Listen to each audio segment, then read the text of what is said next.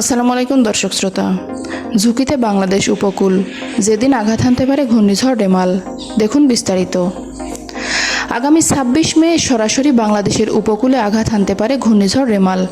আবহাওয়াবিদরা বলছেন, দক্ষিণ পশ্চিম বঙ্গোপসাগর ও তৎসংলগ্ন এলাকায় একটি লঘুচাপ তৈরি হচ্ছে, যা ঘনীভূত হয়ে ধাপে ধাপে ঘূর্ণিঝড়ে রূপ নিতে পারে।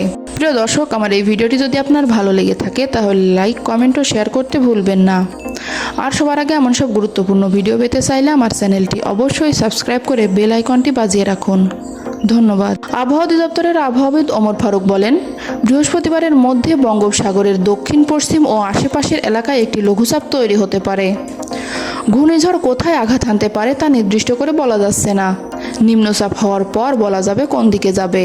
তবে বিশ্বের বিভিন্ন আবহাওয়া মডেলের বরাত দিয়ে কানাডার সাসকাচুয়ান বিশ্ববিদ্যালয়ের আবহাওয়া ও জলবায়ু বিষয়ক পিএইচডি গবেষক মোস্তফা কামাল পলাশ বলেন, ঘূর্ণিঝড় রেমাল ২৬ মে সকাল ৬টার পর থেকে রাত ১২টার মধ্যে বরিশাল বিভাগের বরগুনা জেলা থেকে শুরু করে চট্টগ্রাম বিভাগের কক্সবাজার জেলার মধ্যবর্তী উপকূলীয় এলাকার উপর দিয়ে স্থলভাগে আঘাত করতে পারে। তিনি আরও বলেন, ঘূর্ণিঝড় বৃত্তের অগ্রবর্তী অংশ উপকূলীয় এলাকায় প্রবেশ করা থেকে শুরু করতে পারে সকাল ৬টার পর থেকে।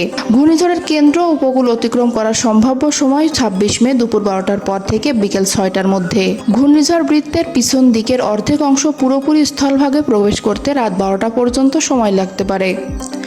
ঘূর্ণিঝড়টি যদি জোয়ারের সময় উপকূলে আঘাত হানা শুরু করে, তবে বরিশাল ও চট্টগ্রাম বিভাগের উপকূলীয় এলাকাগুলো স্বাভাবিকের চেয়ে ৫ থেকে ১০ ফুট বেশি উচ্চতার জলোচ্ছ্বাসের জোয়ারের পানিতে প্লাবিত হওয়ার প্রবল আশঙ্কা রয়েছে।